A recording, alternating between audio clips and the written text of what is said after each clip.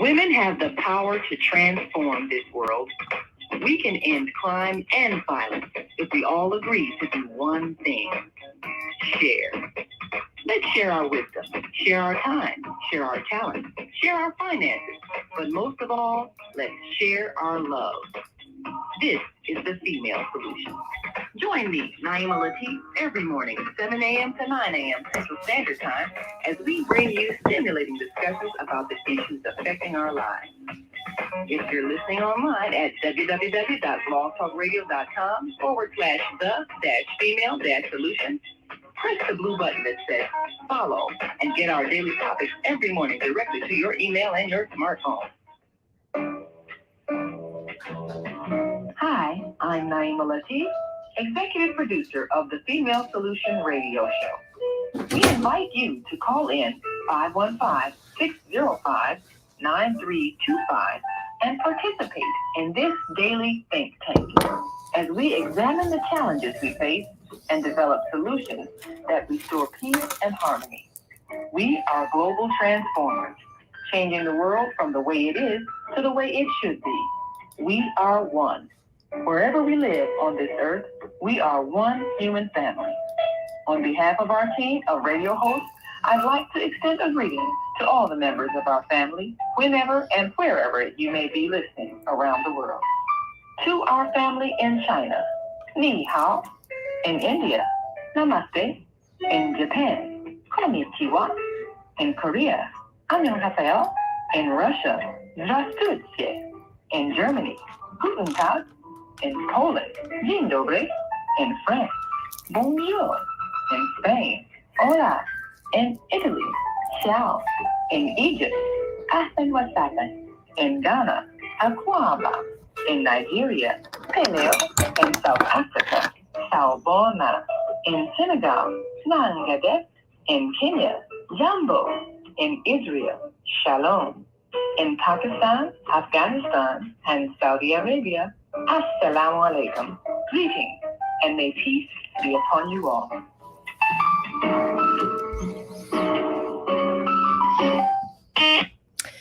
Well, Grand Rising, everybody. So excited to be here this morning. We are in Valentine's month, and later on today, I will be bringing on my Valentine's girl, Fagala. Today is her birthday.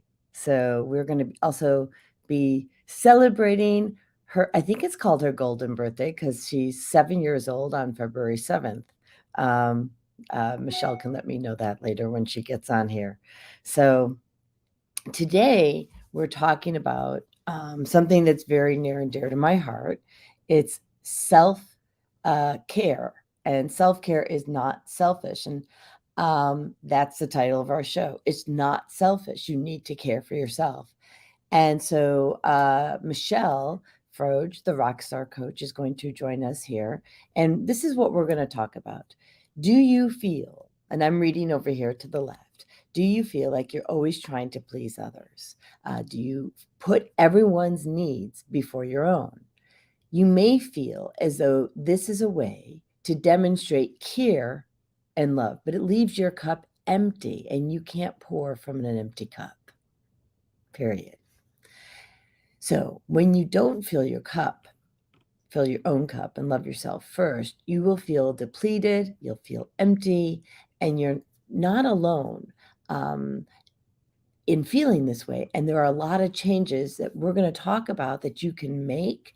We're going to share with you, and we hope that you are going to share with us. Okay, what are your, what shows up for you?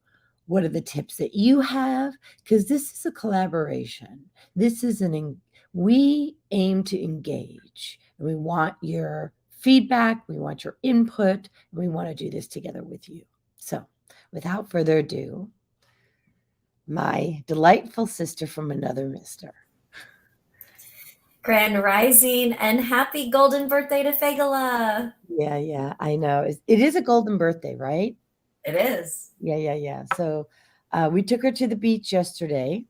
Oh my goodness. We were in Florida. She got in.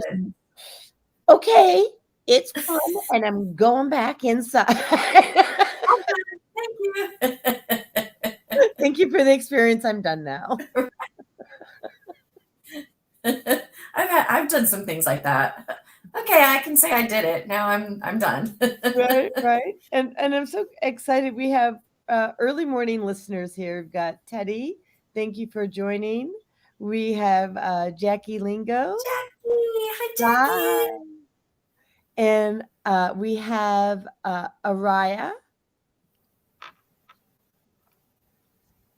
Aria or REI. So I don't know how to pronounce your name correctly, but we're so grateful to have you. Do you know her? It's beautiful.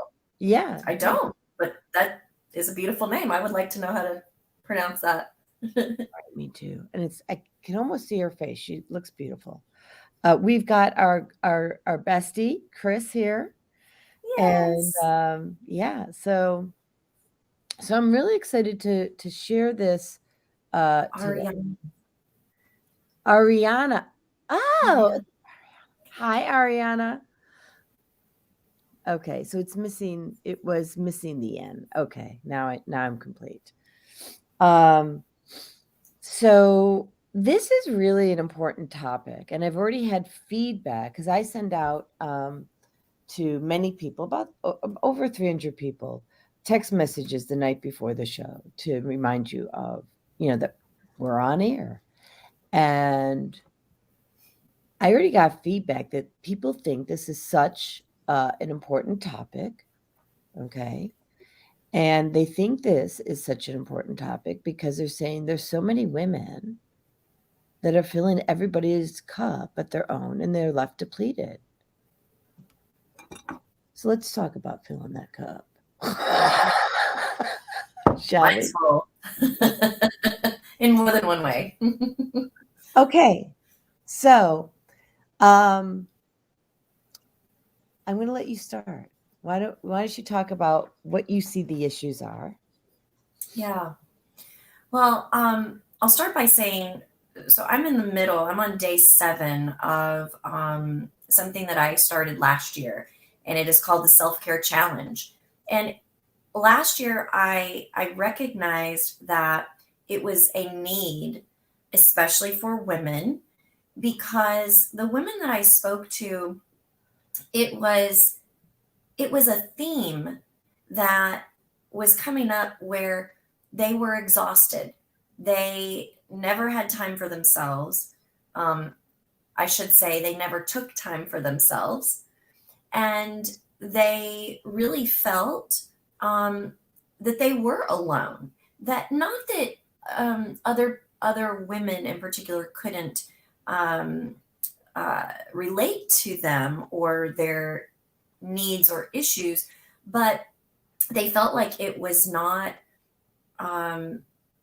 okay to ask for help, and it was not okay to fill up their own cup. And they really didn't even know how to fill up their own cup, because what they thought was self-care is so often what we see kind of in the media. Well, take a hot bath, take a bubble bath, go get a mani-pedi, go get a massage. Well, first of all, not everyone has the luxury of, expendable income to go do those things. And, if you have small children, tell me, if anyone on has small children, how often do you get an uninterrupted bubble bath? I mean, unless it doesn't happen. I've not had kids, so, but I understand that just doesn't happen. I mean, like, that's a rarity. Yeah, I mean, I haven't had people children. I've had fur children, and I can't even go to the bathroom by myself, right? Because they follow me into the bathroom. Oh, Fagula has to be on my shoulder or Andrew's shoulder. It's ridiculous. There you go. Yeah. Yeah. One of my current cats literally will come and sit on my lap. I mean, way too much information this early in the morning, but there you go. Yeah. But we're about being real here on this show, so I am good with. Oh, this is real. Something just downloaded. I can't say it online. Okay, save it. I want to hear it. Milton is like, oh, mom's sitting down. I'm going to come sit on her lap. He obviously has no clue what's happening, but so we get it. You are not alone. And that's really, not only do we want to express that this morning, that you are so not alone, but there are things that you can do. And it does start with self, meaning you must believe and understand and know that you are a priority. You are not an afterthought. Please do not feel like it is this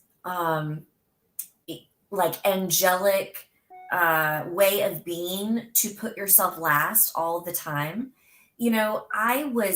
I remember growing up in church, and I remember being taught, hands down, you are not number one. And okay, I can get behind that God or the higher power is number one. I can get behind that. What I had a really hard time getting behind was that we should always put others before ourselves. Because in a perfect world, if everyone put others before themselves, then in a perfect world, everyone's needs would be met, right? Because my needs would be met by you, Jody, and Jody, your needs would be met by me because I'm putting you first and you're putting my first.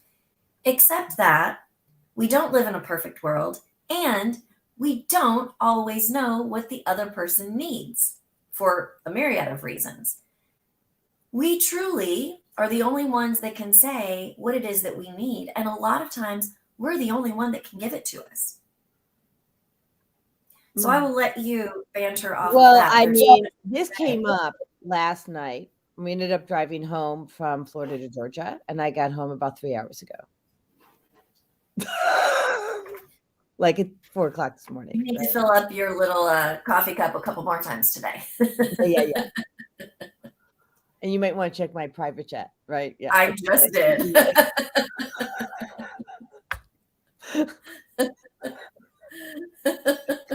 So anyway, Jody is being a silly one this morning.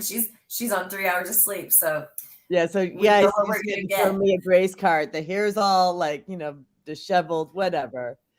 Mine too, and I didn't get home at 3, so hey, you don't even need an excuse, right? No. So you bring up something that's ingrained, and it occurs. I'm going to clear timelines today, Michelle, on this, and then I'm also going to join your course. So beautiful. Is it too late to join? No, it is not. We have replays, and you are welcome to come in. It's $28, just so everyone knows if anyone is interested. Yeah, I mean, and I've already referred several people to join your course, so I'm actually going to join. I will sign up today. Beautiful. Jackie says, "Please join us." She's I will, Dolly. Would you say about Jackie? She's what? Is she in the course? She's in the self-care challenge with us. Mm-hmm. Wonderful. She and her twin sister, and they bring everyone in there. Just brings such a beautiful dimension because we've all experienced different things in our life, even though so much is the same as far as themes go, just like we say. So we had a beautiful discussion last night after an energy clearing, and what we all realized is, wow, we really aren't alone. We really do have a community of women that are supportive and encouraging and that do understand, like, we get each other, and it's really, really beautiful. And even if, this is not a ploy to get you to join the self-care challenge, although we would love to have you join. This is, yes, it's a ploy. Join. But it's really to get you to find your own tribe. If you do not have a group of women, and I'm going to say this, if you are a woman, find a group of women, because women look at things differently than men, no matter how you identify. We were born with certain DNA traits that make us who we are as women. And when we bond together, it is so powerful. So, okay, I'm done with my soapbox. Please, Jody. So yes, I'm going to say yes and. Okay. We have a lot of men that are the divine feminine. Oh, absolutely. But as humans, we see things differently. We experience things differently. Yes, we do. I'm not going to dispute that, but there's a so Andrew was sharing with me yesterday that he was always taught, and you know, and I think in church, about serving first. Yeah. So the poor man is constantly depleted, and you know, by a certain hour of the night, and it doesn't matter, right, what time that is because it varies from day to day, he's like literally running on fumes. And I'm like, you got to put yourself first. You have to put yourself first. This doesn't work. Like if you, because so, and he is the divine feminine and I am the divine masculine, right? And I learned in 2012 when I woke up with the Mayan calendar to put myself first. My father died, and they told me I couldn't go to his funeral. I showed them a finger that they were not so familiar with.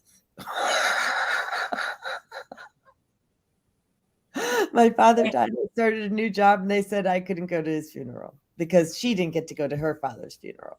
Yeah. And that's where I got, and I'm so grateful for that, by the way, because I got the audacity of not putting myself first. Like it's audacious to not put yourself first. Is it not? It's necessary. We must. Yeah.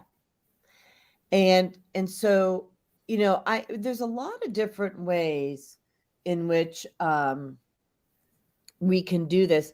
I would love, we have a lot of listeners on this morning, and I would love for people to share what is it that you're doing to put yourself first. I would like to hear your ideas first.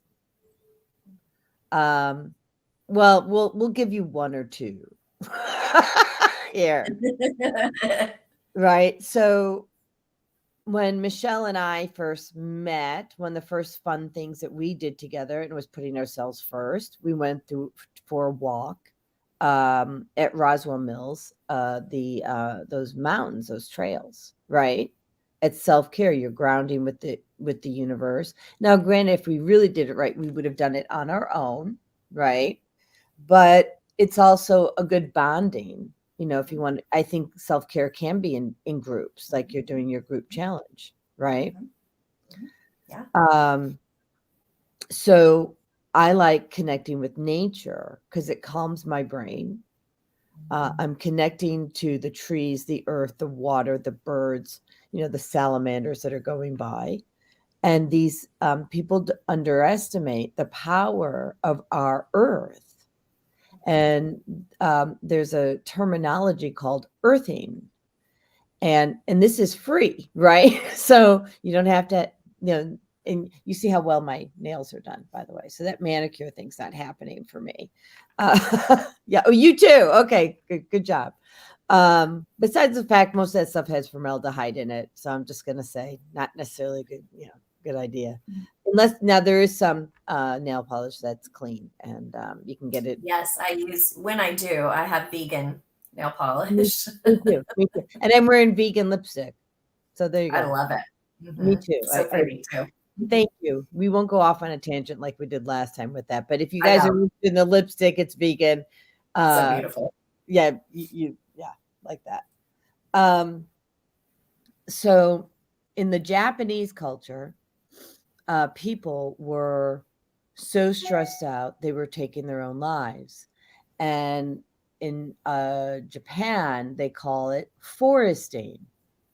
Mm-hmm. So we call it earthing, they call it foresting. So going through the forest and reconnecting with earth.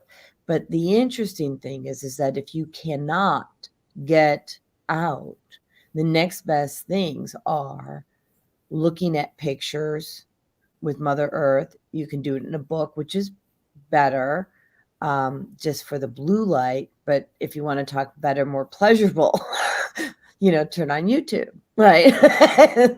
Right. Okay. So that's my first one. What about you, Michelle? What about you? My go-to is, and it hasn't always been this, but in the last, I would say, year, it is meditation.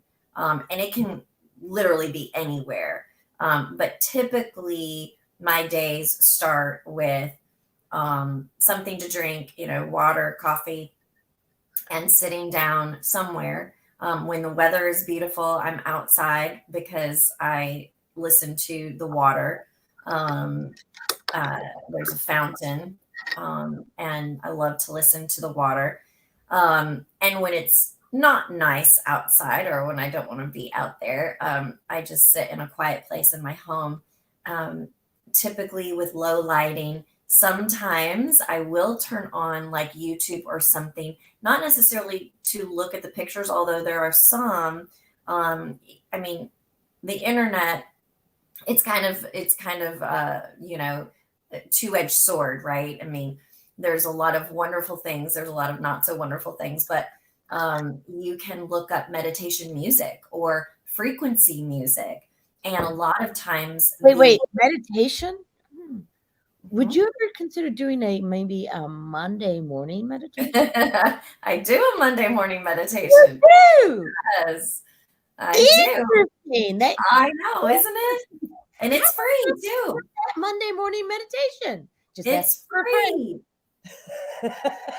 Yes, I do have a free membership, where when you sign up every single Monday morning, you do receive a meditation, and I channel those. For myself, I do channel my own meditations as well, but it's more just opening my mind and allowing the divine to come and speak through me, giving me messages, and because it's more, meditation can be a lot of different things. It can look it can look different at any given time. So sometimes it is me, sitting and watching the YouTube channel with all the beautiful pictures and listening to the music at the same time, and just absorbing the frequency, and allowing anything to come. And then sometimes it also can be more like a prayer, because to me, meditation and prayer is different. I To agree. me, praying, is a lot of times saying thank you and then requesting help, or healing or something like that. For me, meditation is more just the gratitude and the being open to receiving messages and guidance that I might not even know that I need. So just being opening my mind and allowing what the divine wants to bring in to come in. So that's my go-to. Yeah, and I pray and meditate daily. And I'm asking people to share in the thread what you do for self-care. I'm probably in prayer or channeling. I don't know, once every 10 minutes. Like, calling in source energy, because I feel like well, I know that it's part of my self-care, right? To be cared for and directed by the ultimate source in the universe. And so when we keep on putting our energy for approval from humans, I think we should talk about that. There's a lot of people who are putting they're looking to get approval from mom, from dad, from their husband, their wife, their coworkers. They just want this attention that they're good enough and they're okay. And I don't know what it was for you, Michelle, but for me, I was like, when I, again, my defining moment was in 2012 when my dad died. And I didn't know I was an intuitive, but I certainly knew that what someone was telling me was the most craziest thing I'd ever heard. And so that's why I started realizing that I had to access my source, myself first, please myself first, and be with God. And it was interesting because, you know, shortly thereafter I went on disability, and it was, words came out of my mouth that I never heard, which was someone, I was writing for someone, and for this platform, and it said, "Who are you inspired by?"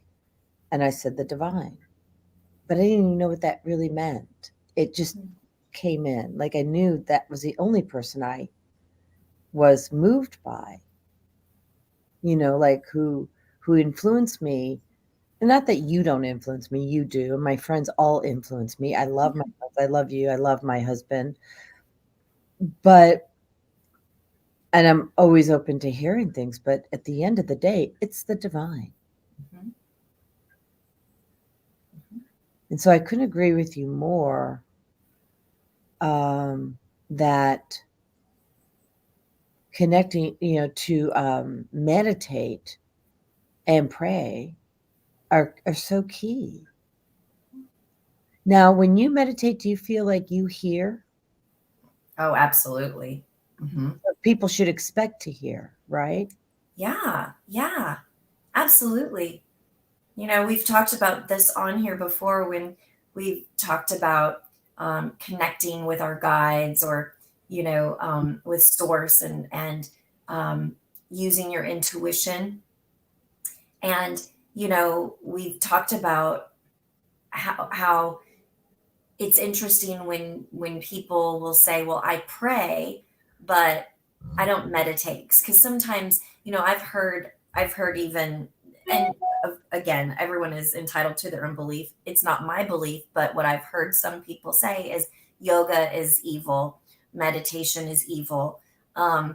And, you know, I'm smiling and because it's like, you know, okay, you know, like, yeah, and I because I grew up in a very evangelical church atmosphere, I know where they get that. I know where they're coming from, even where do though they get that? Whoa. Where do they get that? Because I don't know.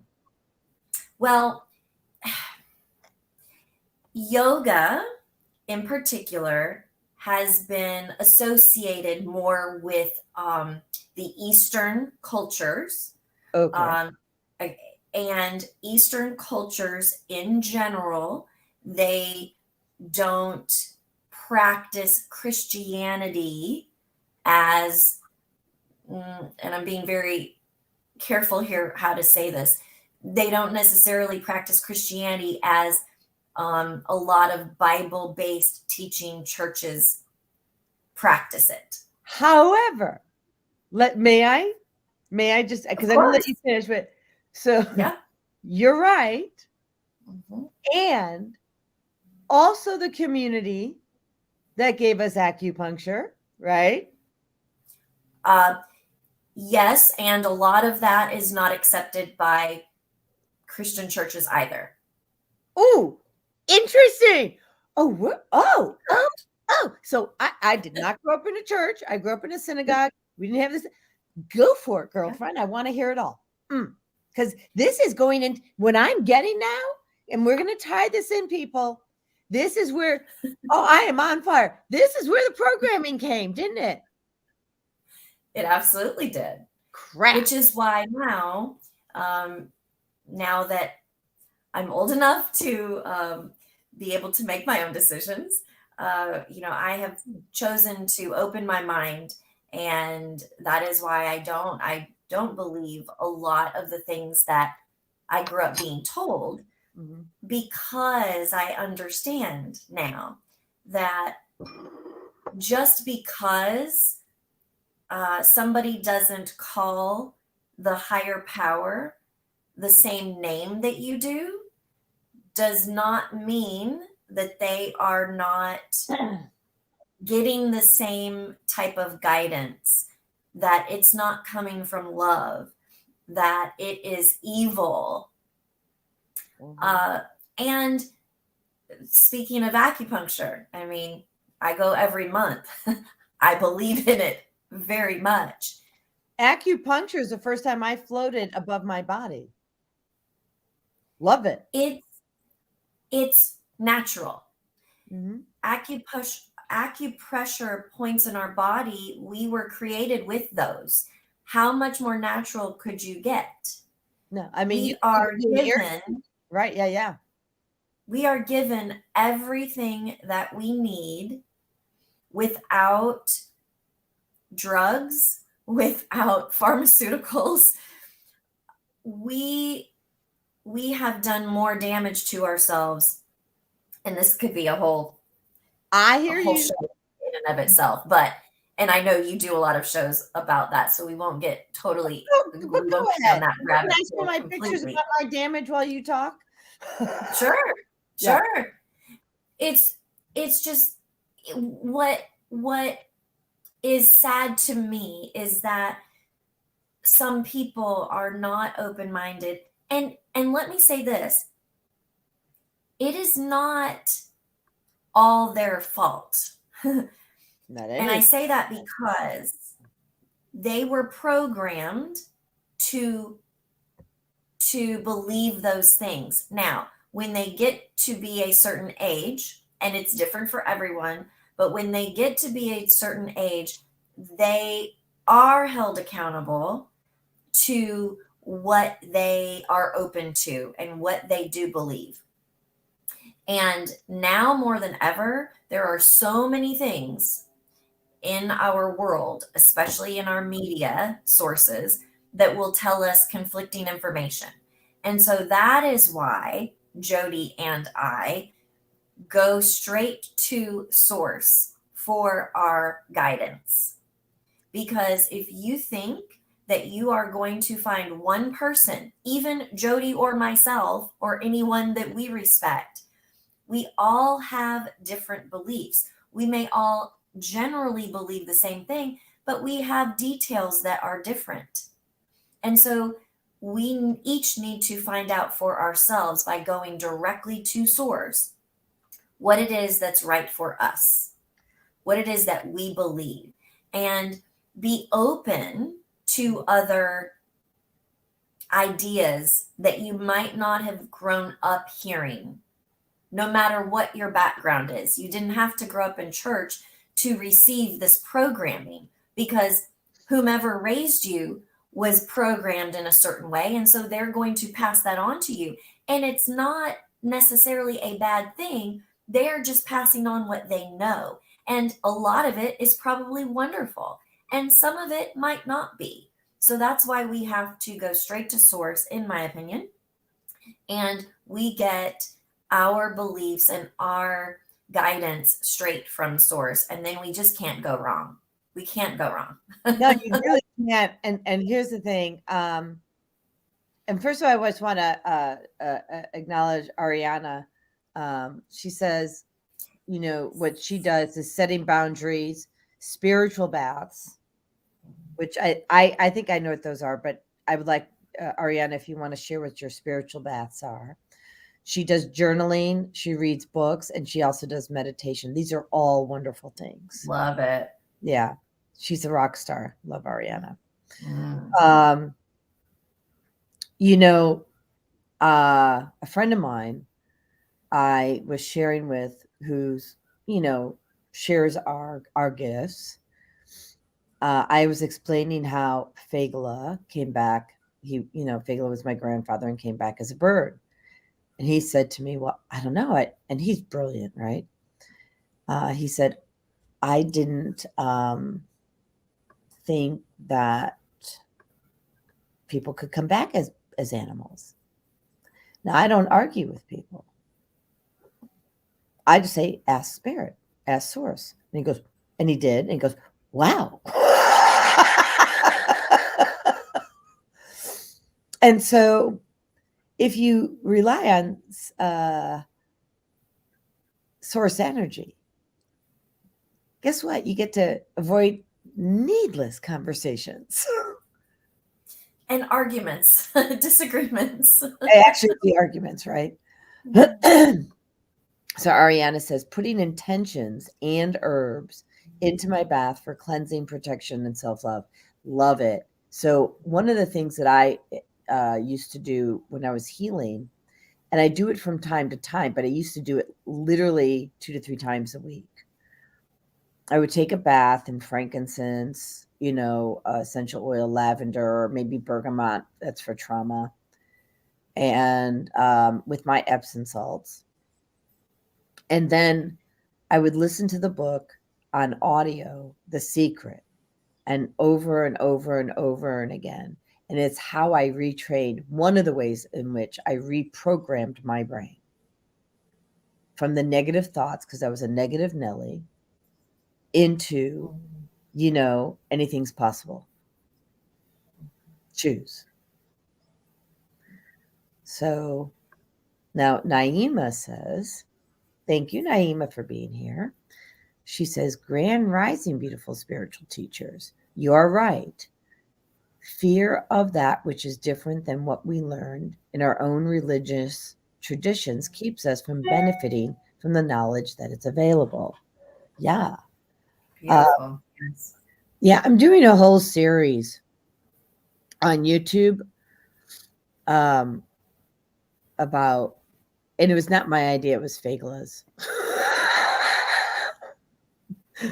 I was working with Trey Jackson, who's my YouTube advisor. He's awesome.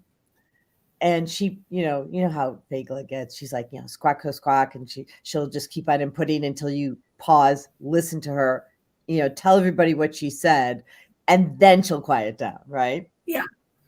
She wants to do a whole series on fear is fake. The Cinderella story is fake. This is fake. This is fake. This is fake, right? Like 60-second clips of what's fake.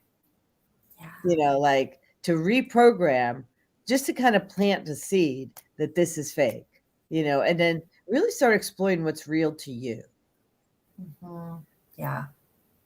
Doesn't have to agree with me, by the way. Right. Absolutely. And we haven't done, actually, I didn't do my intro this morning. I didn't do any of my commercials. So I'm going to run a commercial. So we just jumped right in. We were so excited. What's that? We just jumped right in because we were so excited about self-care. Yeah, we are.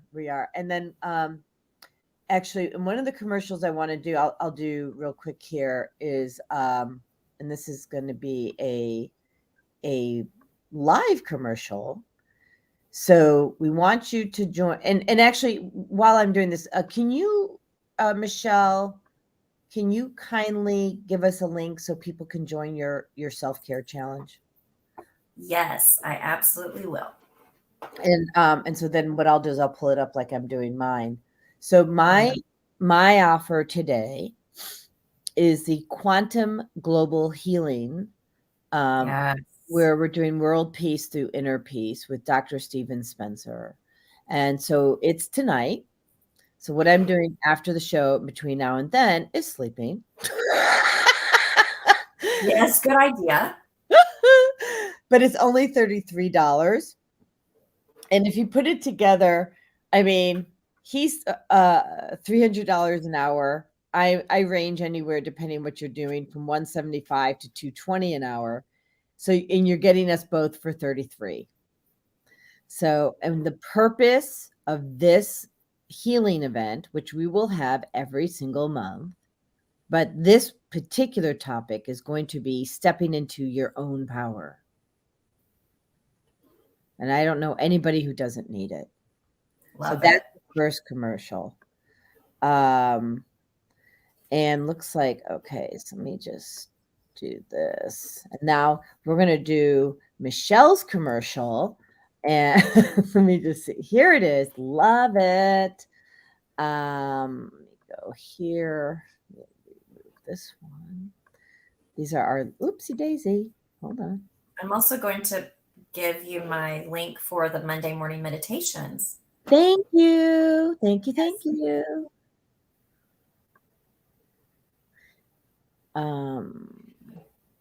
Where'd it go? Oh, there it is. Okay. Find it. So here's the self-care challenge. Is it showing? Yeah, it is. Mm-hmm. Yeah. So you can see this, and I'm going to also put this link in the thread. I'm putting the link for both events in the thread. So $28 for Michelle and $33 for the quantum healing. So self-care challenge and stepping into your power. Really, people, one of the things of how you can do self-care is invest in yourself. I think investing in yourself is a really wonderful thing because it tells you that you care. And we're not saying this and asking you for $4,000. No. Right? It's $28 and $33. And, it'll make a huge difference in your life. So that's, something I will add on to that is sometimes the bigger investment is the time. It is. And I will say this too.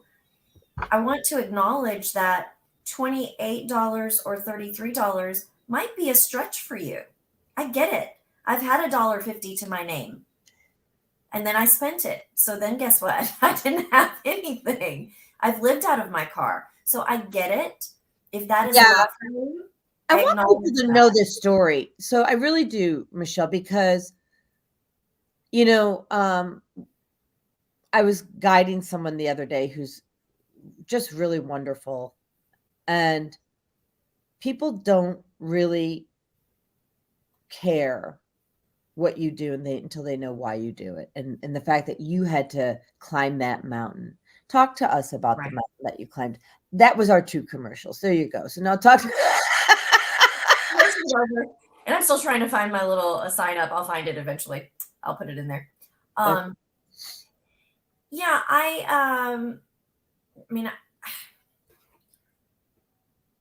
I took a risk and I left Arizona to move to Tennessee.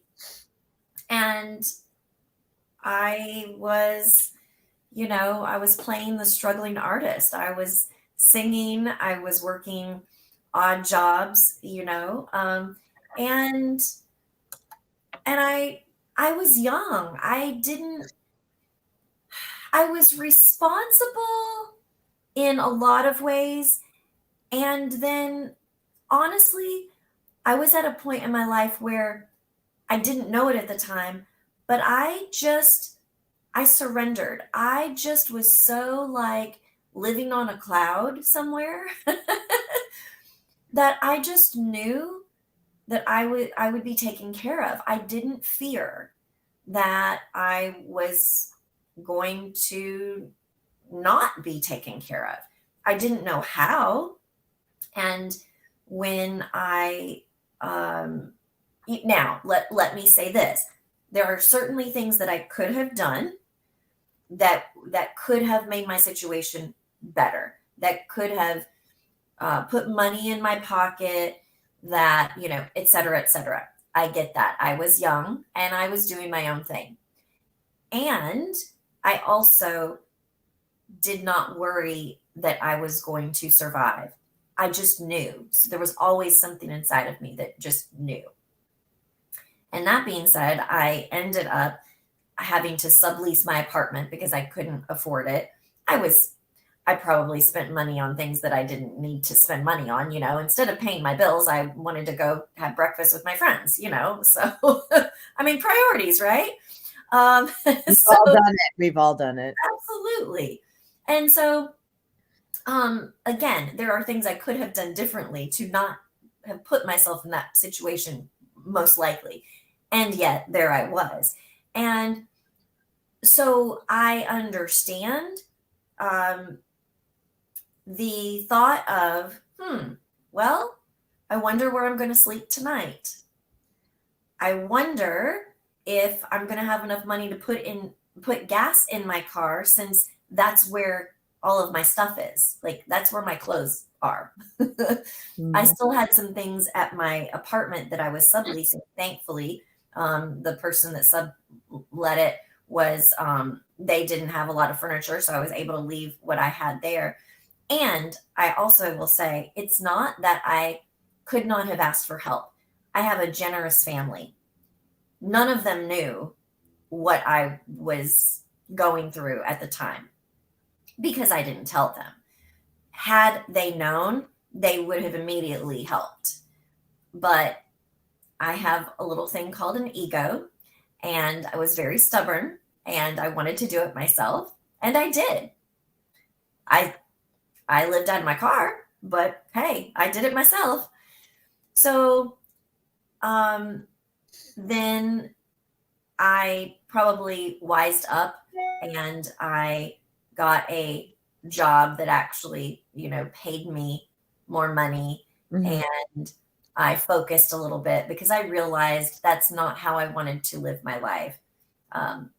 So edging God out. Yeah. Well, Yeah. that's what ego is, right? When we let ego run our lives, we're edging God out. Yeah, for And sure. so it's just really brave of you to own that. And I know when I let ego get in the way too. So, and I'm glad you did that on air, because we want to give people permission to acknowledge themselves when they're being run by their ego and edging God out, because we all do it. Yeah.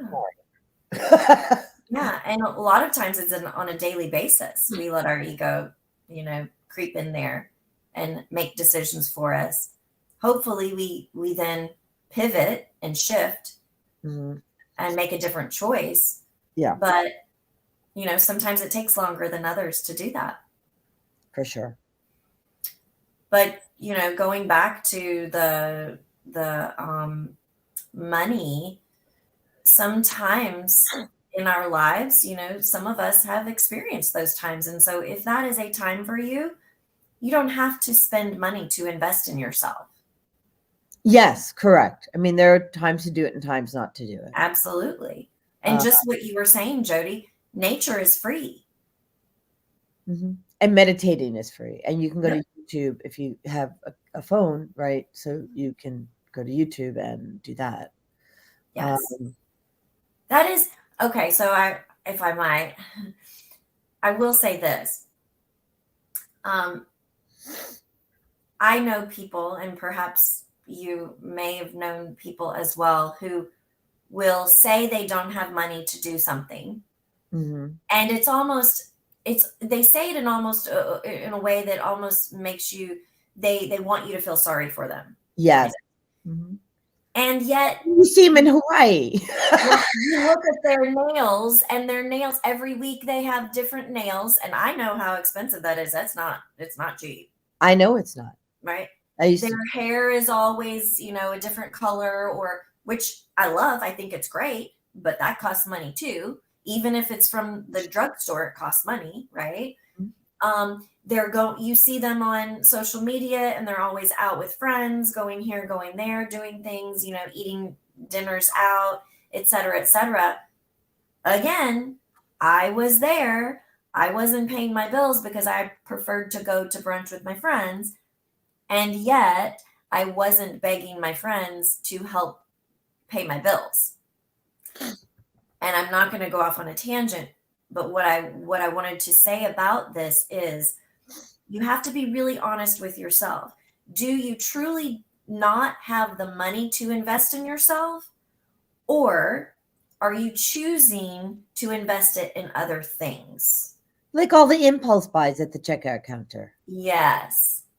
because, I'm going to piggyback that. Please. So a lot of people say, I don't have the money to eat organic. Yeah. Yeah. So in my functional food program, I started comparing the prices of the eggs. Yes, the eggs. Everybody can go on their tangent about that. So you pay an extra $1 and you avoid the $35 copay. Okay. Or the creamer, which was like a 14-cent difference. The apples, like a 10-cent difference, right? And you're hemming and hawing over 10 cents, 14 cents. You can't pay to serve yourself food that's toxic free. Okay. But if you don't pay now, you'll pay later, because you're going to pay the doctor bill. You're going to pay for the medications that you choose or not choose to take. You're going to pay for the hospital bill. You're going to pay with your vitality. You're going to pay with your joy, So you're actually, I would call you a thief, because you're robbing yourself of vitality, joy, peace, harmony, and health. And I think we have to shift our mindset about where we put our money, because in my program, and this is actually, I'm not sure I think I do talk about this a little bit in the program. When you choose to go organic and you choose to use essential oils versus over-the-counter medications, okay, all the stuff at the checkout, like those impulse buys, which will cost you at least $50 a month on a good month, right? At least, will easily compensate. So you stop buying all the toxic stuff. And by the way, the cereal box alone, the cereal can run anywhere between, $4 to $8 a box. Yeah, it's expensive. Yeah. It's really expensive. So, and it's so expensive to have food processed for you. And by the way, it's so laden with sugar, because there's actually a formula for the amount of sugar that goes into your processed foods that has you be addicted to it. Yeah, let that sit in your pipe and smoke that shit. Okay. So we have to shift our mindset about where we put our money. Do you really need another pair of slipper socks? Do I need another pair of earrings? And for me, I will say that my earrings and my jewelry were purchases done with intention, because as we're talking about self-care, I'm wearing rose quartz. Which, are you familiar with what rose quartz does? Mm-hmm. Do you want to talk about it, or are you knowledgeable enough? Because I'll have to look it up. I just know it helps us with self-love. It is a very it is in general the thing that people associate rose quartz most with is love. Love in general, but it's beautiful for self-love because it really does it gives off a vibration of it gives off the vibration of love. And when you hold it, or trying to see where, or wear it or wear it, yes, I have one somewhere around here, I don't know, it's not close by, but when you hold it or wear it so all of our crystals have a frequency, right? And so when you hold on to those, you are absorbing, your body and mind and spirit and soul is absorbing that frequency. Yeah. And so whatever the frequency is that stone gives off, it starts to emanate in your body. And so what happens then is, if you are holding the frequency of love, you are then going to start feeling more love in whatever intention you have for it. And that's the other beautiful thing about crystals and stones, is that you can also put your own intention into the stone, and it will take on some of your own intention as well. but each stone has its own individual property.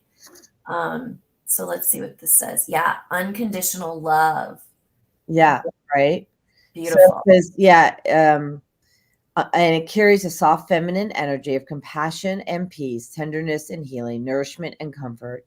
And it speaks directly to the heart chakra, dissolving emotional wounds, fears, and resentments, and circulates a divine loving energy throughout the entire aura.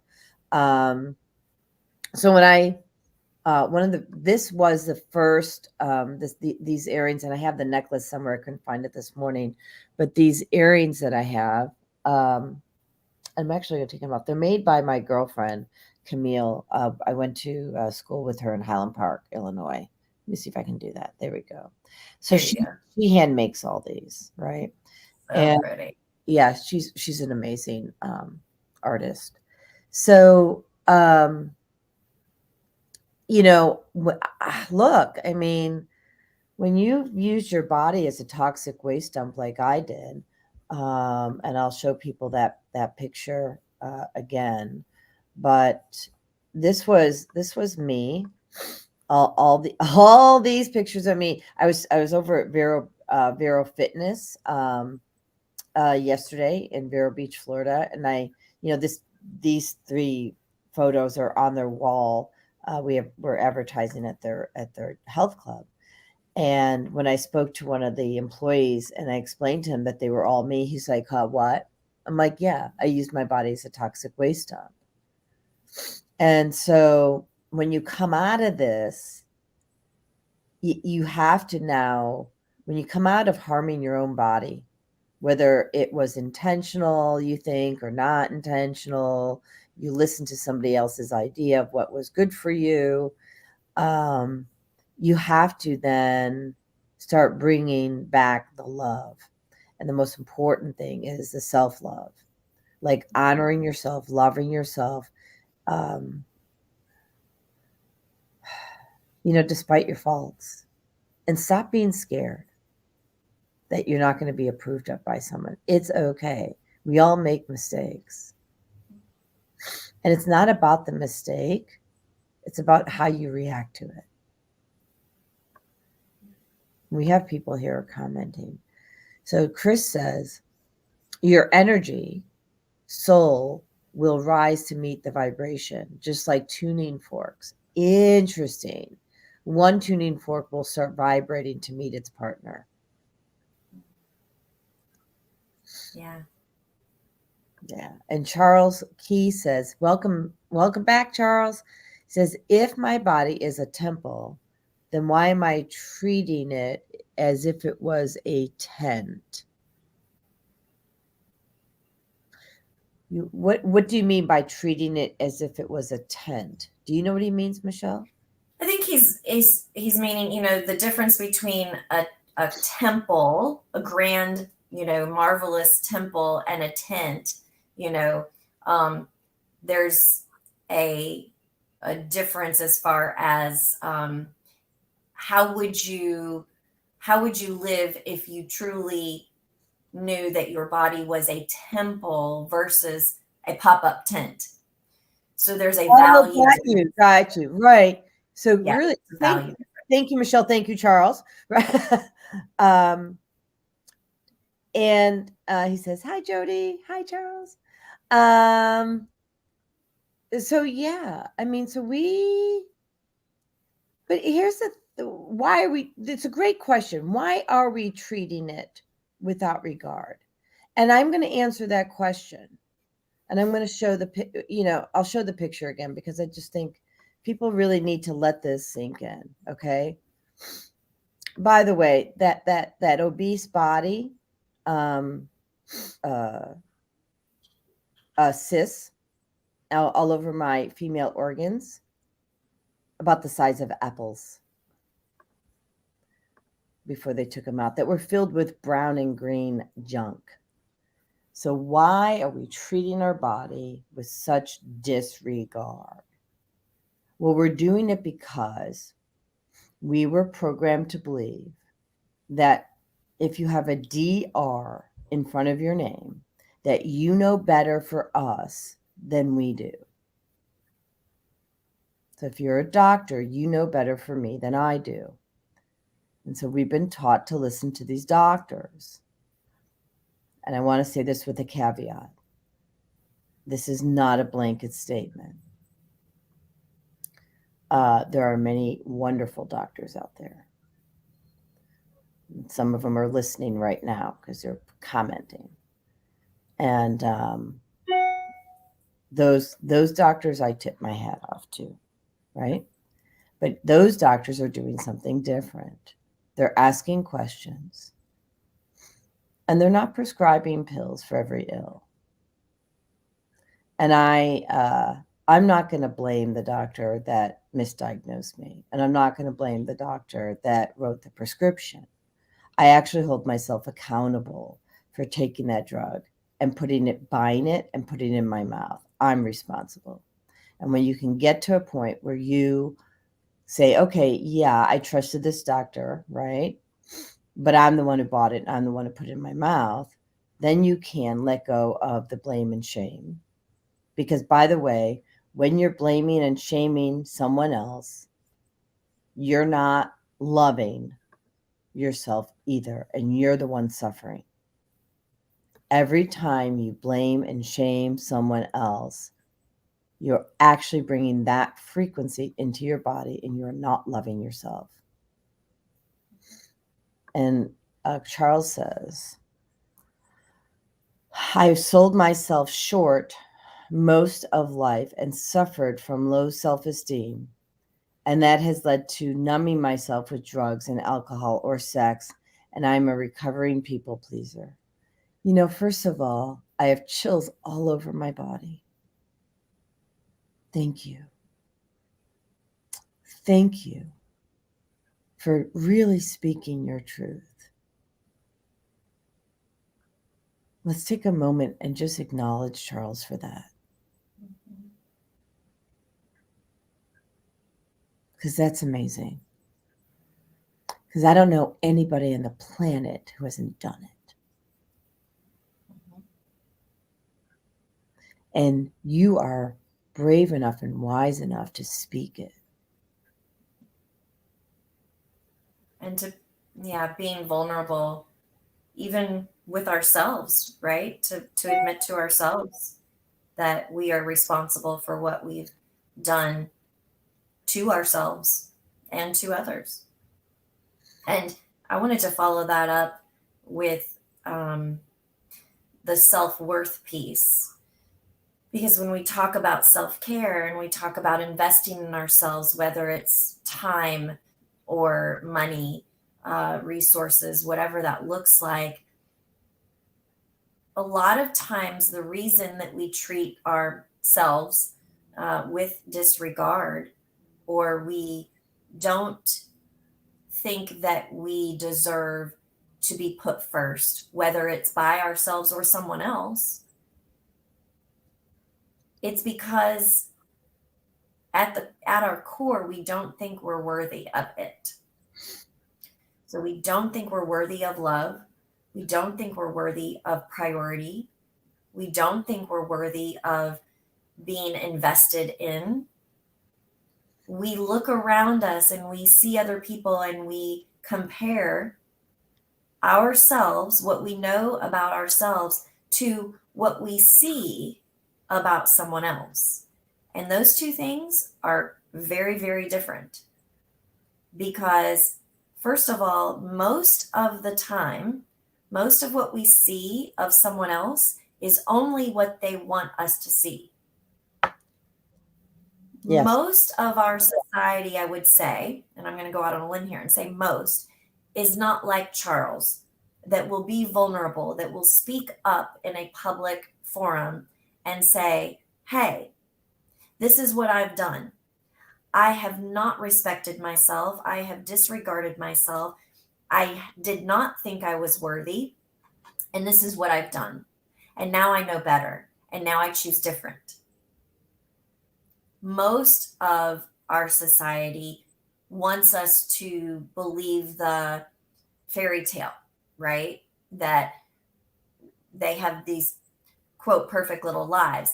They will let you see certain things. A lot of it is to get feedback. A lot of it is to get support from others when they feel they need it or want it. But most of the time, it's only what they want you to see. And honestly, I'm not going to say there's anything wrong with that. I don't go putting my dirty laundry out on social media. If I'm having a heart to heart discussion with someone, I'm not going to mask who I truly am. But I am a person that doesn't let everyone into that point. And so I'm not saying there's anything wrong with that. I'm saying when we compare ourselves to others, we have to understand what we're comparing to. We're comparing who we know ourselves to be, and we see it all, right? For the most part, we see the flaws. And a lot of times, some of us see the flaws more than we see the good. And we are comparing it to a perfect Cinderella life that someone decides that you get to see. And so it's not apples to apples.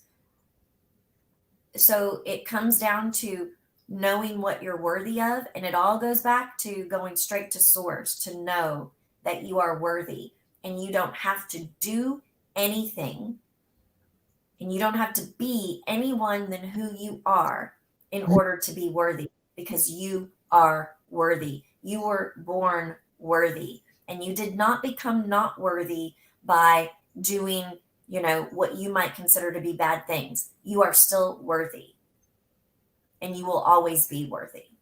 Yeah, and I want to second that, right? Because Charles, when I heard God talking to me, I was nearly dead on my couch, and I was 235 pounds and filled with toxins, and I still heard him. So I was worthy, wasn't I? I was worthy of his word. Absolutely. And so I know that, there's a couple of people on here I've talked to before about hearing God. God is or infinite incorruptible source, Jesus Christ, I want you to use the words that are comfortable for you. So insert the word you need, right? Because we're talking about the highest power in the universe. But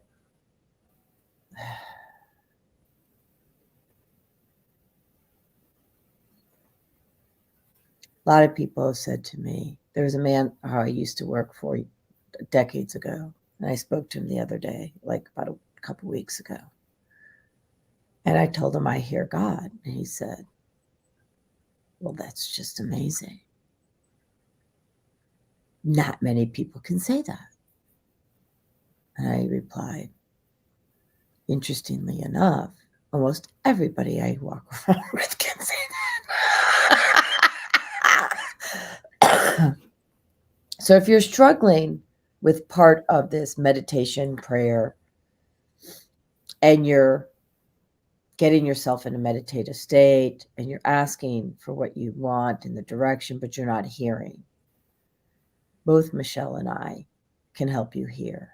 We can help you have the discernment about what hearing is and know who you're hearing, because it's a feeling as much as it shows up differently for all of us. And both Michelle and I know exactly what those ways are.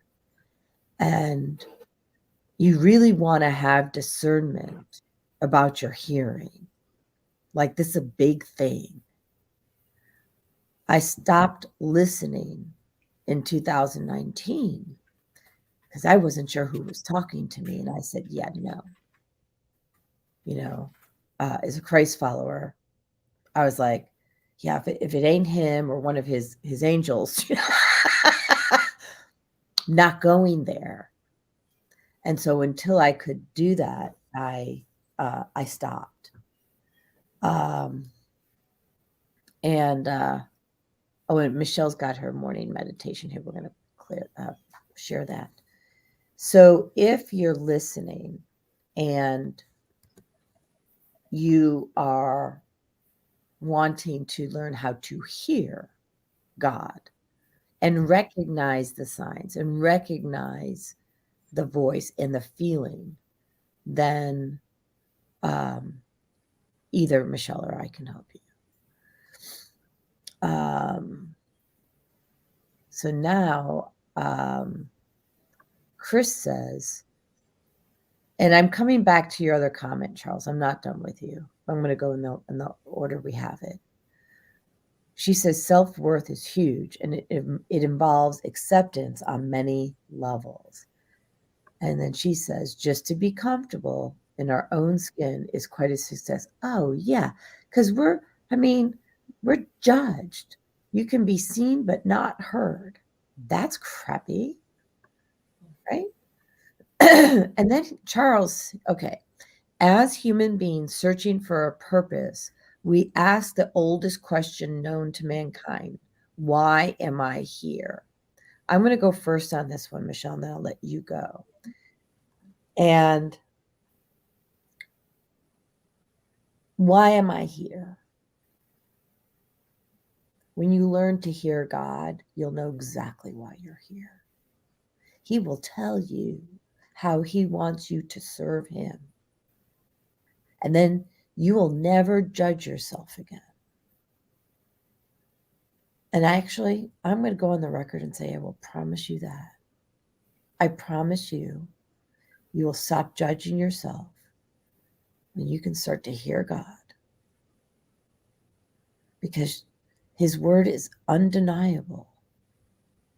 And you will just follow what he tells you to do because you know he's got your back. And you're not going to listen to someone who says, well, that seems, and then fill in the blank, right? Their judgment doesn't matter. You will stand tall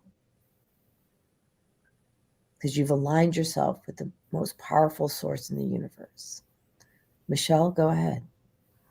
Why am I here? I have learned for myself that purpose doesn't necessarily have to be one thing. And it doesn't have to be the same thing throughout our lives. Because we chose this human experience to learn and grow, and for many other reasons. And throughout the human experience, we learn on a human level. So, we're educated, and then we learn through, we're educated by experience and schooling and, upbringing and all of these things. So throughout our human journey, our purpose can change. And there are some people, though, that their purpose was clear from the first time that they actually even asked themselves that question. And that could be when they were very young. And that's wonderful. And yet, I would say don't be discouraged if you are later in life and you haven't figured that out yet. There is still so much time. There is still so much time. And you are so worthy. And if you are still here, which if you're listening to this, you are, you have purpose. And connecting to source through prayer or meditation, listening and watching for synchronicities, really tuning into yourself and what brings you joy. An interesting thing came up in a reading that I was doing yesterday for a client. The message came out that she was to follow the joy. So the message was, she wanted to know, one of the questions was, which direction should I go? I've got kind of all of these things up in the air. And the message that came through was, do what brings you joy. Mhm. And joy is different than happiness. Again, I'm going to say that. Joy is deep in your soul, and I believe that it's given by God, okay, Thank by the divine. Yeah, I agree. And you can possess joy and you can be joyous even in the depths of despair, even in the depths of health journeys, um, difficulties financially, relationally, all of that. You can still have joy. And so the message was follow the joy. So finding and listening to what your own guidance system is telling you. And in order to do that, you have to be in touch with it. And you don't, I'm going to say this too, you don't even have to, quote, believe in God, because the fact of the matter is, it's inside of us. And our own guidance system was given to us divinely. And it is what we are wired to have those gut feelings, to feel with our bodies. Our body is a huge indicator of when things are right and when things are not right. Probably all of us have experienced, walking outside, maybe somewhere at night, or walking into a room and something just doesn't feel right. It's like, something's off here. I need to get out of this place, right? Or walking into a home. I used to be a real estate broker, and I would, show people houses, and they would walk in, and they would say, it just doesn't feel right. Or then they would walk in, like in the front door, we haven't even seen the kitchen, and they'd be like, this is it. This is the one, right? Because there's a certain feeling, there's a certain energy, there's a certain something in you that says this is right, or Heart this is is warm. not right. Pardon? Their heart is warm.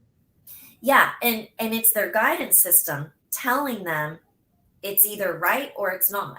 So whether you put a name on the entity or the person or whatever, you still have it. You still have an inner guidance system. So follow that and learn to trust yourself, because it will not fail you. No It matter will never, never, where never, it never, comes never, from, never. it will not fail you. Well, it was interesting, because Charles said Jeremiah 24:7, so I looked it up and I showed it while you were speaking. It says, I will give them a heart to know me, that I am the Lord. They will be my people, and I will be their God, for they will return to me with all their heart, heart, heart. And what Fagla talks about on every show is starting with heart, right? And how you know that you're making the right decision is you feel it in your heart. It's all about being heart centered. When you can feel it, and if your heart feels off balance, don't do it. Put on the pause button. So Charles says, thank you. Thank you. Says, you are a child of God, Jody, made solely unique and loved beyond comprehension. True. Thank you. Okay, don't make me cry. It would be an ugly cry this morning, so don't do that. Thank you. We have lots of comments. My husband's tuning in. First of all, Andrew, thank you for getting up. Guess we both got up. We didn't go to bed till 6:00 this morning. So he says, yes, I've judged myself on what I think others may expect from me. Now I'm learning to step into my gifts by really listening to Source. Yeah. And so I don't know if you heard, Andrew, but I shared your story about, like your lessons from church, that you have to serve everybody first. Well, your cup was getting flipping empty because you're constantly filling everybody's cup and you're exhausted by the end of the day. And I'm like, you can't live that way, and I'm glad that you're looking at what God expects of you. And that's the only person you need to worry about. And so when you're in a relationship with someone, people, that relationship, like I'll use Michelle and, her boyfriend. Okay. And Michelle has to be Michelle. Her boyfriend has to be her boyfriend. Jody has to be Jody, and Andrew has to be Andrew. You know, I can call out Chris can be Chris, and Mick has to be Mick. And that's how this works. You guys all have to be your individual people, and then you come together for more joy. But nobody dictates to the other person what the other person does, feels, or does, or anything. You can guide if like that, but when the healthy relationships are when, and trust me, I'm still a work in progress. Just saying, we're in pink though for the love month. Or when we step into our own power, which I'll just put that plug in for tonight again, for our quantum global healing. Step into our own power and love ourselves. And then take that excitement that we learned doing our own thing and being who we are and living on purpose. And then we bring it to our mate. Look what I did, But when we make another human, and I really got this distinction last night. We can't make another human our thing. Okay? First of all, it's too much stress on the human. That's way too much stress. We are not equipped to do that. And I will tell you that I had a really close friend of mine for 25 years. And just before I went on disability, I put all this energy on her and she cracked. My fault. My lesson. She cracked. We don't talk anymore. 25 years down the drain. Because I was putting my energy on her, expecting her to help me live through my purpose. That's a big bozo no-no. So don't do what I did. I'm just saying. What else we got here? Okay, we got Chris here. She says, Charles, on a very basic level, we are here to discover who we truly are, divine beings. Yes, thank you. So, Chris is a channel too. We're all channeling each other. Once we start to clear away all the lower vibrational yuck, that's a technical term for those of you who don't know. Absolutely. Yes. Right. We start to see and perceive the world and people around us much differently, right? Because we're vibrating differently. And then we start to embody the higher love or God vibration, and life changes drastically. Amen. She's, dear Rockstar Coach, I'm a retired H. Oh, it goes down to there's a couple more down there. Oh. Certified home inspector and house flipper. Oh, cool. I know a little bit about all that, Teddy. Well, Teddy, I think you should tell her what else you did, because you guys have more in common. Teddy was in a band as well. She's awesome. She's really great. My goodness, we're kindred spirits. Yeah. I wanted to say something about the love too, embodying love. In our self-care challenge last night, we were talking about this, and it came through very, very strongly that when we learn to live from the space of love, so when we learn to see things and other people through the eyes of love, and this is not necessarily easy. It's easier for some than others. It can be a process, but it can be taught. You can learn how to do this. It also changes, just like Chris said, it changes the way you look at everything. It changes the way you see everything. So it changes the way you see yourself, and then it changes the way you see others. And that is why when we learn to do that, the people around us, they have no choice but to change. And I'm not saying in a negative way. Now, some may decide that you are no longer aligned because they're not in the same vibration. And that's their journey.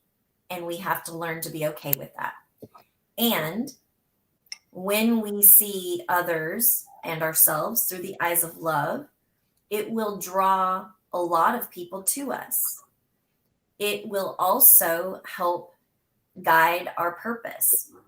So if that's something that you are looking to figure out, it always starts with ourselves, and love is always what I say to go back to, because that is what we were created in, and that's what we will go back to. And so if that's the case, why aren't we living in that from point A to point Z? Why are we allowing point B to point Y be something different than what we started from and what we are going to? If we can learn to live in love from point A to point Z, how beautiful a life would that be? Something to think about. Well, so in order to do that, we have to reprogram our thinking. Because, we were working with a doctor who does Neuralink in Georgia. And Neuralink is a technology, a methodology. It's not the thing that I guess Elon Musk is creating. So don't worry about that. It's a methodology. It's another way to reset the brain and cellular memories and things like that. And using frequency and energy. And what occurred to me when we were working together is that, you and I work with Akashic records, right? And we can access the past and a higher consciousness to help people get resolution to things that they might not have access to yet, because they all have access to it. They just haven't developed that skill. But some of these things came from the womb, from inception. And so people need to really understand that these, similar to genetics, so you can have like the APOE4 gene for Alzheimer's, you can have issues. There's a whole book, it's called Issues Are in the Tissues. And so these cellular memories are passed on generation to generation to generation. So if you have a thought form that doesn't resonate with you, but you're doing it anyway, spoiler alert, it was passed on to you, right? Through birth. And, it can be erased. We erase timelines. And then you can stop having a conference call with all your ancestors because you don't need it.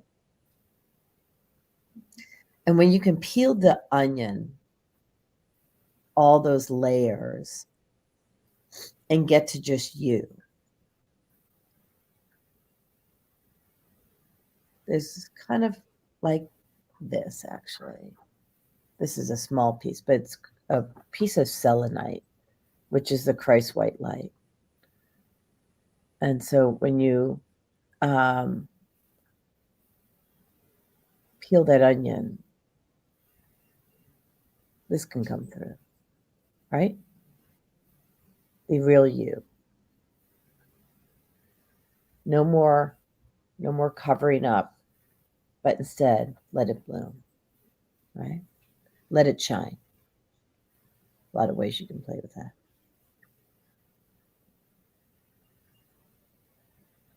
Andrew and I went to Florida. We were in Gainesville for one night. And the second day, we saw the butterfly and bird garden or something like that. and I started doing little clips of videos. And those butterflies are transformation specialists. Do you agree, Michelle? Absolutely. Yeah. Right? Because that's her whole life. It's all about transformation. Yeah. And what I noticed was we had blue butterflies, purple, orange, red, striped. We had so many different sizes and shapes and colors. And they all got along. Imagine that. And they're all beautiful. Mm-hmm. They're not comparing each other, are they? Either. Mm-hmm. Yeah.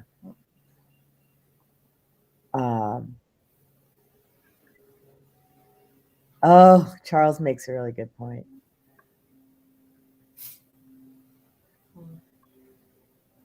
Cancer is not a disease, it's a process. I agree. So, Charles, cancer has been cured. I was going to tell you. Yeah. It's cured a long time ago. I was going to say years ago. Yeah. So, I recommend that you look up Ty Bollinger, okay? The Truth About Cancer. And I'm just going to put that in there. Okay. So, Ty Bollinger, The Truth About Cancer. And you're spot on, Charles, about how it's a process. So what they say in the docuseries, and they've had a docuseries, I think I caught the first year, which was 2014. And I don't remember if it was in 2014 or 2015, but they said you can eat all the organic food you want, which is important. But if you don't take care of what's going on between your head or between your ears, you're still going to get cancer. So you're right. Cancer is a process. It's a process of, this is why it's so important to do the work, because your unconscious, subconscious thoughts is running a pattern of beliefs.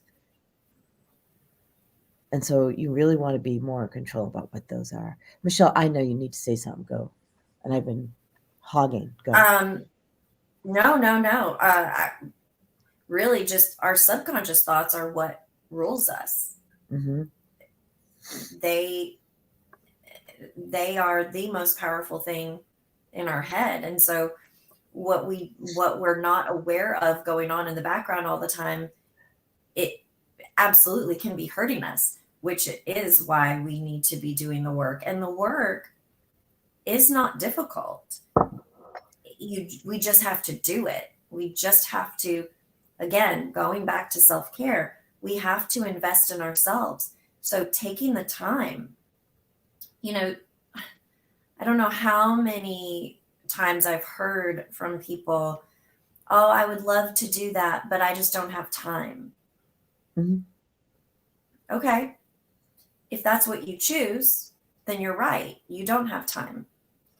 But I choose not to watch television. Okay. Mm-hmm. Yeah, same here. Now, there's a lot of reasons unless why. we're on TV. What's that? Unless we're on TV. Yeah. I'll watch myself. What does that say about us? Well, we like ourselves. We're fun, right? Yes, we do. There's a lot of reasons why I choose not to watch TV. One of them, early on, was that I chose to do other things with my time. Like I would hear all of these people say, like Monday morning water cooler talk. It's like, oh, did you see the such and such, whatever. And I'm not saying that there's anything inherently bad about this. Some people bond over, television series or, a football game or whatever. I'm not saying that's wrong. I'm just saying I choose to do different things with my time. And I bring that up because we all, and we've heard this a million times, we all have the same 24 hours in the day. Mm-hmm. And we have time for what we prioritize. We have time for what we choose to have time for. If you have deferred maintenance on your home Mhm. that you are capable of doing yourself, it is not because you have not had the time to fix it. It is because you have not taken the time to fix it. You have chosen to do different things. So, if you have deferred maintenance on your brain, on your mind, on your body, on your soul, on your spirit, it is not because you did not have the time to fix it or to prioritize that. It's because you chose to prioritize something else. So stop right now with the excuses that you don't have time. That was my number one excuse for years. I was in a band. I sang minimum 2 nights a week. I was a real estate broker with about 50 agents underneath me that would call me all times of day or night, every single day. I also had real estate clients that would call me all sorts of times, day and night, every day. And I was starting this business. And I had relationships. I had a boyfriend that I wanted to, spend time with. I used that excuse that I didn't have time a lot until one of my very first mentors, Lindsay Dam, called me out on it. And I will forever be grateful for her for telling me this. She told me that it was an excuse. She said, I see, yeah, you have a lot going on in your life and you still have time if you choose to have time. Right. And at first I thought, how dare her, right? Like, And now you're like, thank you. How dare her? I don't have time. Every single minute of every single day is taken up by all of this stuff. Yeah.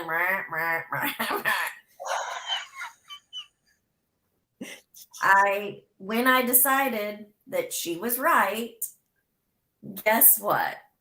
I had all this time. I had all sorts of time because I chose what I spent my time doing. So stop right now with the excuse that you don't have time. Yes, you do. So how to determine that? Ding. Dr. John has a value assessment, and you can do it online, and it's free. I always give this to my clients to do because I've studied under him since 2018. He's made a huge impact in my life. So they always say, oh, this is my highest value, but you're actually not doing it. So you're lying to yourself.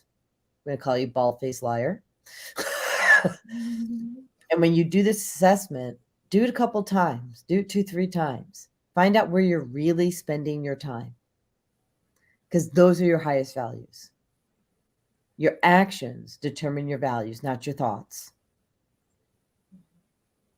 And the subconscious thoughts will determine your actions, which then drive your values. So if that's not really what your values are, then you have to start making hard choices and become more conscious in your thinking. Yes. Spoiler alert, not easy, but we're here to help. So I'm just going to remind people real quickly here. We have 2 events. Okay. One's an ongoing. Well, they're both ongoing, actually. So first, I want to tell you that for the women, we have a self-care challenge, right? And that's hosted by the Rockstar Coach, my friend Michelle Coach. And this link is in the thread already, but I'm going to post it one more time so that if you would like to join her self-care challenge, you should do so. It's only $28, people. Invest in yourself. And then the quantum global healing. Let me just show that. Let's see, stop screen.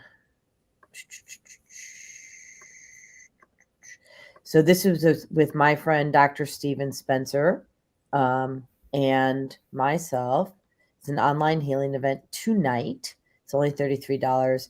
It'll start at 8:00. It'll go to around 9. We don't know. It's driven by the divine. It's $33. And really, when we heal ourselves, and this is for both events, okay, peeps? When you heal yourself, you're raising the vibration of millions of people. Because as a group, as a collective, we are incredibly powerful. Really incredibly powerful. So this is for Michelle's self-care challenge.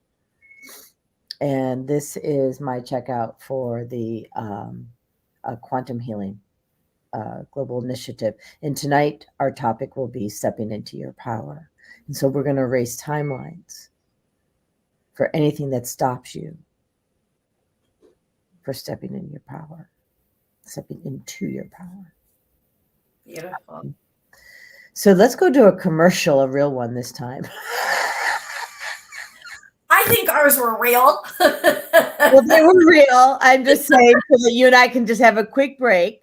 Or Yes. then bring in the birthday girl.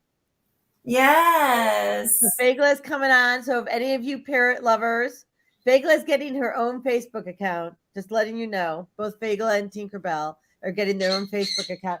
Oh, goodness. Oh, here's a birthday girl. Thank you, honey. Hello. Happy birthday. Happy birthday. Happy birthday. Gonna have a party. I think we need to sing a song. You're the singer. Could you do this? Would you? I was actually gonna find a really fun song on YouTube. She's golden birthday with the gold. Look at that crown. Ow! Remember that beak is really strong. I just want to show people your kepi. Look at that kepi, golden kepi, golden bird. So, Hold so on. you're getting me a birthday. I'm getting you a song, but it has to play. I'll run a quick commercial while it gives you time to look. Okay. I've got it. Go ahead. But I'll just pause it until we're Okay. Go ahead, commercial. The Female Solution Global Radio TV Show invites you to an invigorating conversation with our team of hosts Monday through Friday, 7 a.m. to 9 a.m. Central Time. Start your week with Monday Morning Mindfulness with Zelda Speaks. Tuesdays, Self-Cell Care with Jody Susan.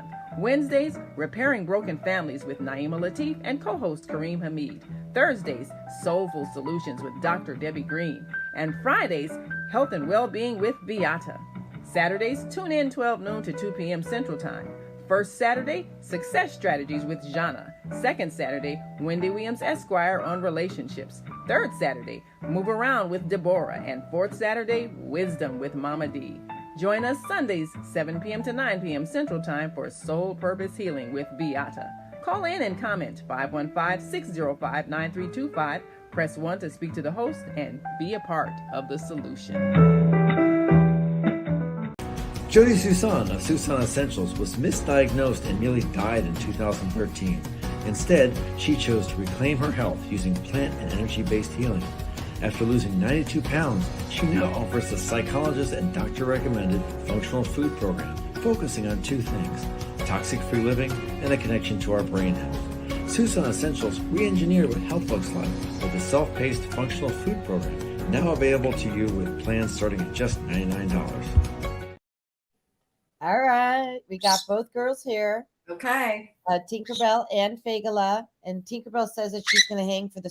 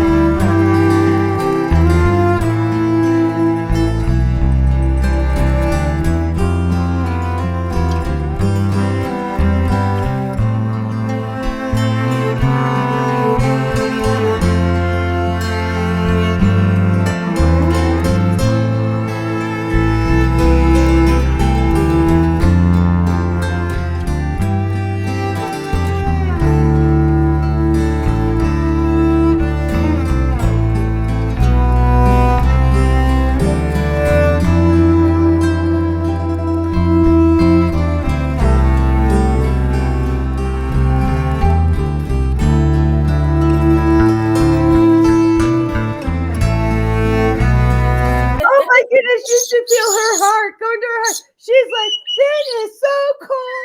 I have never had a birthday song like that.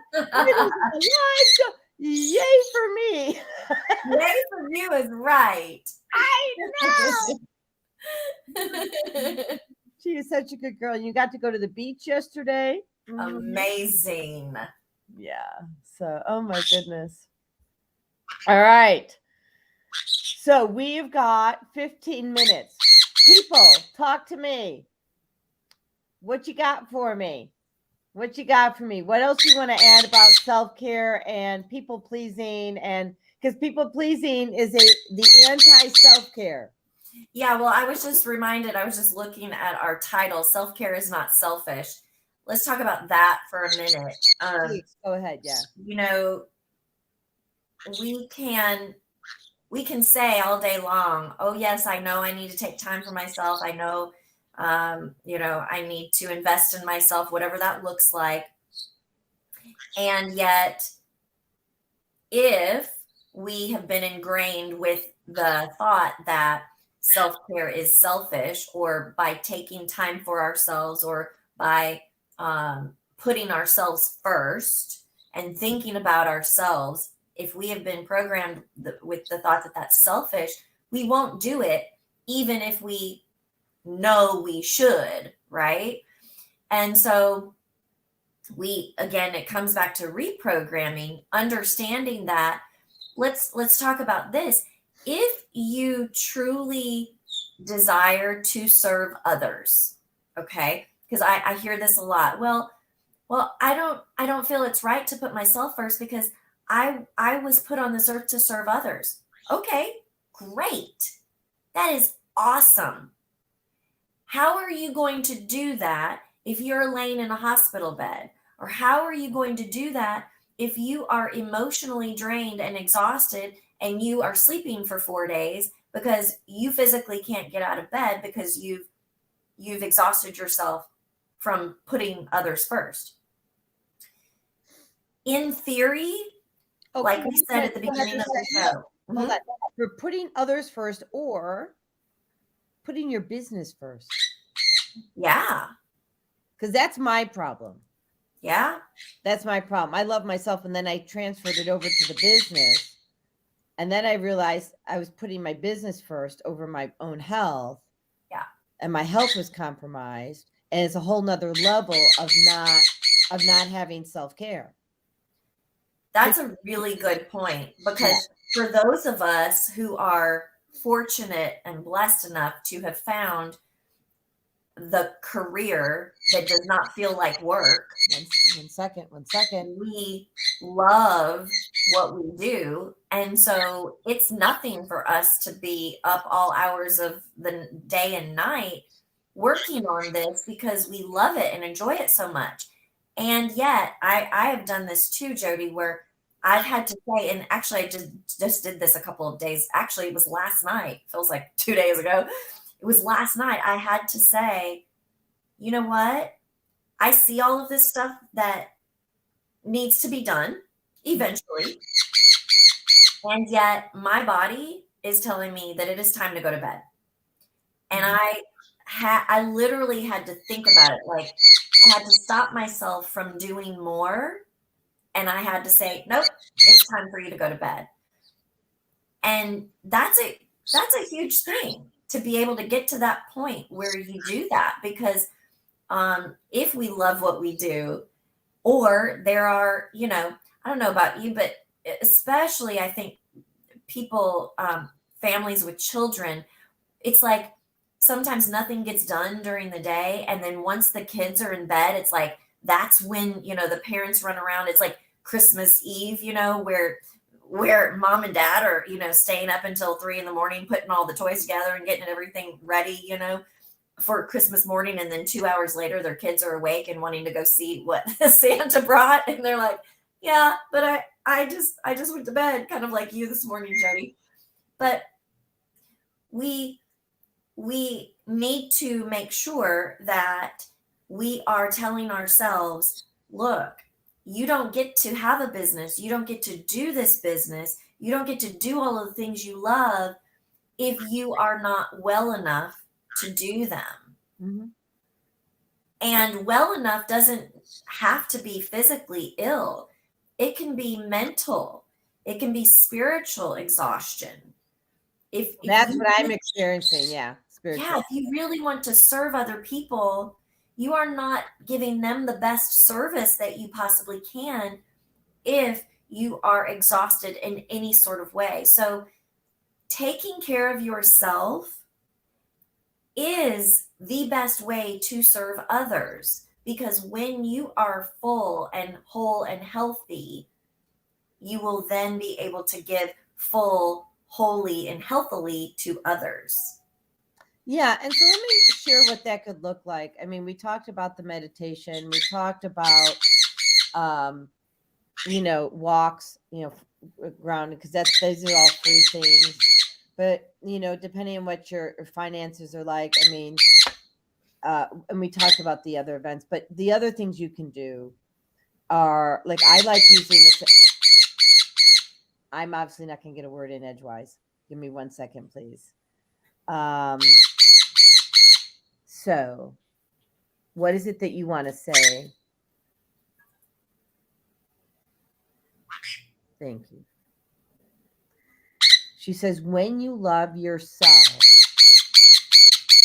then you can love others properly. Mm-hmm. She says, you actually can't love others until you love yourself. Yep. Because you won't know how to love someone else. Yep. Okay, is that complete, or is there something more? She's so smart. Okay, what else?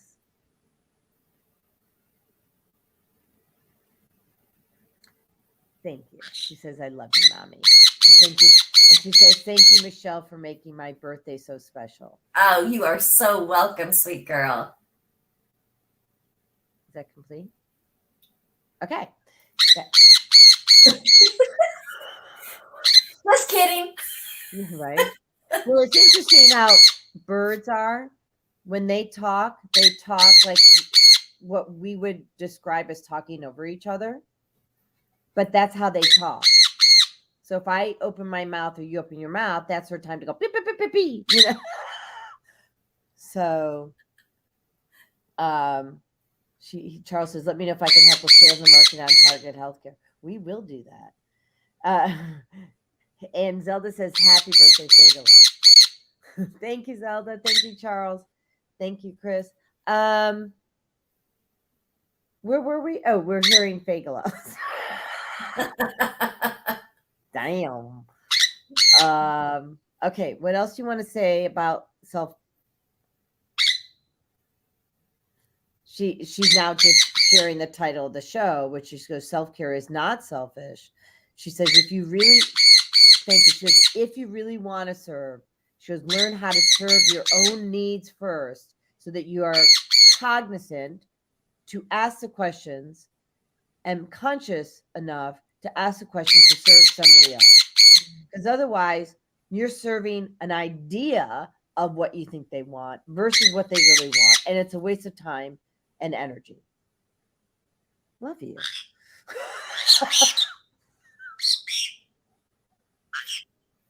She needs her own show, doesn't she, Michelle? Yeah, she does. Oh my God. Although she thinks this is her show, so I mean, yeah. To get her own. Yeah. Let's just say Reverend Jody Susan Calhoun and Fagala.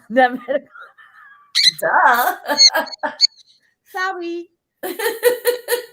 Sorry. Got it now. We got it now. We got it now. We're going to have your name in like, ooh. Just don't put that finger on. I'm going to bite it. Uh-huh. Do I have everything? Or of course I don't. Okay. We got 5 minutes left in the show. And we got a couple more minutes to talk here. I know. Okay, what else do you want to say?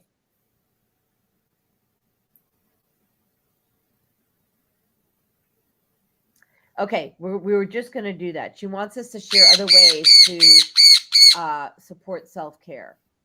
So for me, it's I like doing the bath as well. I like doing reading. I like watching YouTube. Love watching like Joe Dispenza, Dr. John D. Martini, Michelle Froge. Oh, yes, they are. I really like to fuel myself with knowledge, but as much as I like to do that, I also like to have peace and quiet and just go for those walks. So I will say, know where you're at the moment in time and fuel your body with what it needs at that point in time. And Fagel is saying, get out of routine, get out of routine. So stop putting that. Okay, just wait. Stop putting the expectation that you have that self-care looks the same every single day. You are uniquely different. Oh, shushy, honey, I can hear you. Okay. So what else do you got? Oh, stop, please. Yeah, I love that. I love to read. I also like Audible books. And yeah, that's a really good point that, a lot of times if I'm in the car, driving for a longer period of time, an hour or more, I will listen to Audible books a lot, but there are times that like I'll put the Audible book on and then within the first few minutes I realize I really haven't heard anything that was being said, and it's because I actually just need silence. And so I will turn it off and just sit in silence. And that's what I need in the moment. I do enjoy, sometimes getting outside of my typical, just like you said, typical routine, but getting outside of my typical environment. So even if that just means, driving to a different area and going to a coffee shop, getting some tea or something. I like to sit there. I found this really sweet coffee shop, and they hire a lot of employees with like Down syndrome and stuff like that. And so, bless you. Thank you. I'm sneezing on the truth. I will, I'll go and get some tea and I'll just sit there with my journal. And I do like to watch interaction. We are learners of people. Mm-hmm. And so sometimes just watching people interact and seeing the people come in and seeing the employees interact with the people, like it is so heartwarming to me. And sometimes that's what I need, because maybe I need a shift in perspective and I didn't even know it. God bless Right. you. And maybe, maybe I'm supposed to be there at the grocery store, or like, for instance, I was like, oh, I'm going to go in this place down here, and I'm going to get a piece of pizza. I was by myself. I could have very easily taken the pizza and gone home. It was right down the street. But I went and I sat there. I just felt like, no, I'm going to sit here by myself. I'm not going to look at my phone. I'm just going to sit there and enjoy my piece of pizza. And as I was sitting there, this woman came in and she mentioned, I was wearing a different pendant than what I have on today, but usually it's a crystal of some sort. And she mentioned it and we got in a conversation. And, when we go do those things that we feel led to do, that somehow we say, oh, this could be selfish. I should just go do this. I have so much to do at home, right? But we choose to stay and just focus on ourselves for a few moments. Yeah. If we don't do that, we might miss out on a beautiful interaction that not only did you yourself need, but that other person needed. And in turn, that's actually serving others. So when we think we're being selfish, we might actually be serving someone else too. So that's just something to think about as well. I totally agree.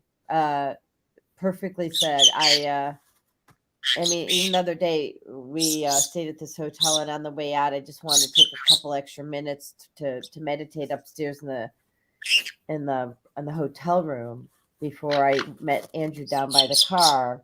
And of course, that was divine timing, because then when I did come down, the hotel manager needed to pray to release, because there's a lot of tough energy this weekend.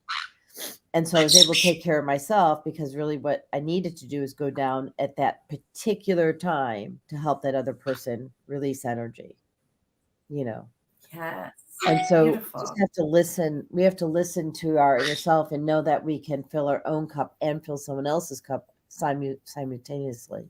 Yeah, absolutely. So, so we were not able to take live phone calls today. I see a hand was up, but I apologize for that. And I thank you in advance for understanding. We're really grateful that everyone has shown up. First of all, 90% of life is showing up, right? And we're grateful that you show up. And we're grateful that you participate and engage, because really when I think about my show, when I bring on my amazing guests like Michelle, and next week I have Dr. Sound, which I really want everybody to show up for this show. Michelle, I want you to show up for this show. This is crazy. So we have Dr. Sound, which is Michael Murphy Burke, who was given a death sentence. They said his heart was not repairable. So of course he took February 14th because his heart was not repairable. And he sold his house, sold his car, put him in hospice, and then gave him weeks to live or whatever. And so he's on the show because, we got his car back, got his house back. Oh yeah, and I'm sorry. Did I mention that we got his heart back? We got his heart back. It was repairable. The doctors were incorrect, misguided. And he's going to share his story about how he did that and reclaimed his health, and really did it like in about 30 to, he did the whole process, took, I think, around almost 90 days. He's out of hospice, working, no surgery, prayer. So I invite you all to come back next week. If you can't come back live for the show, at least catch the replay. It's going to be,